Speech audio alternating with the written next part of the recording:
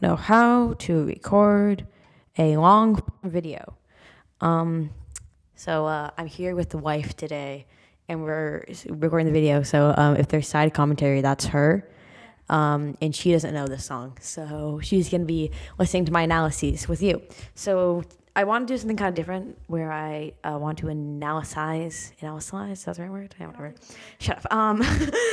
Amazon Standing Lamp by Wilbur Soot, because I got inspiration from, I think, oh my god, shut up, because I got inspiration from, I think, Lovejoy Cat or something. I can't remember their name, and now I feel bad. But I got the idea from them. So this will be a longer video. If you're not interested in that, or just like don't like Wilbur Soot or whatever, then you can leave and go watch something else. Just please don't hate on me. I just really like the song, and I've decided to separate the artist from their art. So we're gonna start by analyzing the first line of the song, which is, "Hi, it's been a while. Oh, I could stop on by." This is clearly somebody talking to another person who they haven't seen in a pretty long time, thus the "been a while" part. And the "oh, I could stop on by" seems like them suggesting to see each other again, maybe to say goodbye or apologize for something before they go somewhere or mayhaps die. That's morbid. Second line is, "I wonder if you'll hear this when I'm done. It's going to be a lot more till I'm gone. Waste inside my mind." I wonder if you hear this when I'm done implies that this is a message, maybe a voicemail or a voice message. By done, I don't think that they mean dead, because of "it's going to be a lot more till I'm gone" bit. But I think the person speaking means done with life, done with trying to live as a person, done with being in the outside world, instead choosing to waste inside their mind, to stay there instead of having to interact with people. Bloodshot eyes and empty sheets, all downhill 2013. Bloodshot eyes implies some kind of drug or alcohol use, perhaps a lack of sleep, perhaps they're trying to numb the pain of something they're trying to do and forget. Like maybe they're trying to numb the pain to waste inside their mind. Empty sheets implies that they are alone. They are alone when they perhaps were not before. All downhill 2013. This is an interesting line, because the writer of the song, Wilbur Soot, would have been 17 years old, and maybe by all downhill he means he's an adult. He has to face the world. The next line is ostentatious, Austin, Texas. I get so drunk I can barely see. Ostentatious, Austin, Texas. Now, ostentatious is basically vulgar or pretentious display designed to attract attention from others. They are putting on a show to make others care, to maybe get attention, to make others love them.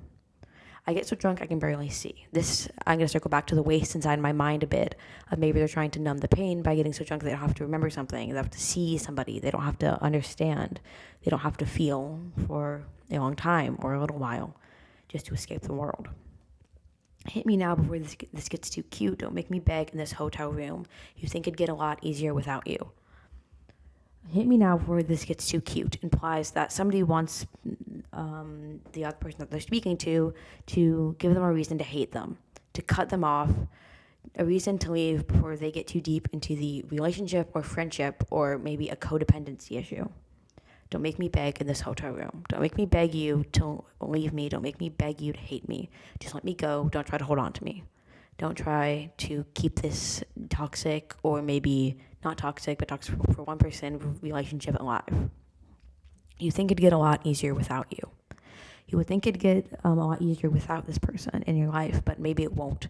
Maybe they're the thing keeping you from wasting inside your mind, from getting out of society, from not having to interact with people.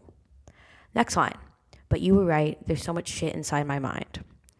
I think the speaker is admitting to the person that they're talking to that they were right. They can't completely retreat inside their mind. It's too broken, too messy, too full of things they can't control. Maybe this is why they want the person to hit them, to destroy any sort of bond they had, so they can ignore what the person that they're speaking to is saying. I must confess, the second time, a lot of friends have left my life. The person speaking needs to confess a second time, but who they confess to the first time. The first time was probably to themselves, confessing that their poor mental state and attempt to withdraw from the world has made people leave them. People walk away, making people believe that they are not worth it, that they don't care. The second time is they're confessing to the person that they're speaking to, confessing that they're the only one left because everybody else is gone. All right, it's time for a break from my yapping for the wife's anecdote. I'm amazed by the level of depth that you have put into this, and it makes me want to listen to the song. I've never heard it, but it sounds very interesting, and I'm excited. All right, thank you, wife. Anyway, back to the song. Goddamn wife, right? Escaping my tractor beam of woe, one small kiss, and off they go. The person who has, the people who have left the tractor beam of woe are escaping the pain and the suffering that this person is in, and maybe putting them through by extent. This one small kiss part implies that they're giving a bit of happiness, a tiny moment of joy, that one small kiss, and then they leave. Crying in deep vibrato is the next line.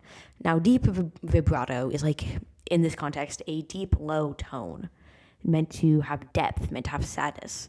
This means that there is some kind of context in their crying, some kind of sadness, some slow descent into their mind, perhaps, is what this is a metaphor for. Some low descent out of society, out of happiness. Next line. Midnight, missionary, late night, loathing. Midday, they can keep a face, and maybe even in the morning.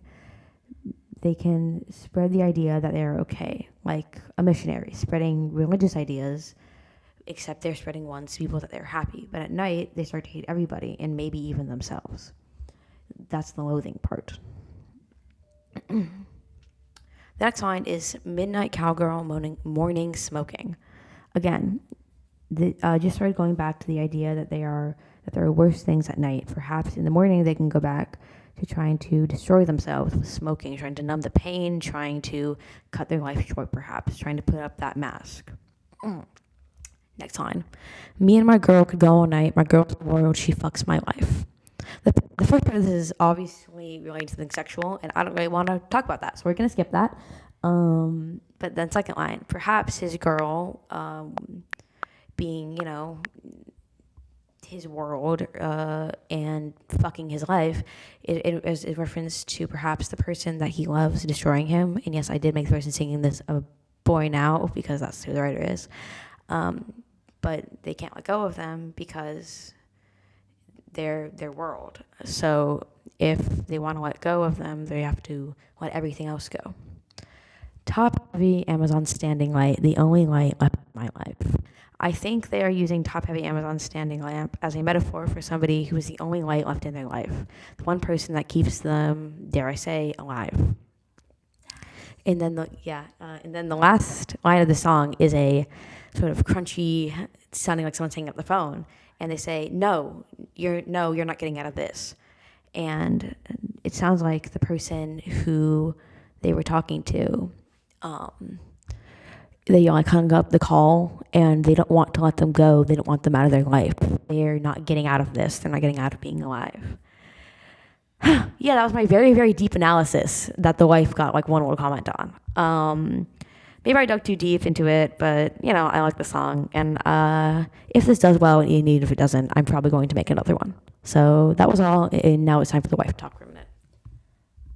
I've just understood something that she has made a reference to many times. Am I cooked? You cooked really hard. Oh, thank you. So that was amazing. It was great. All right. Thank you. Bye.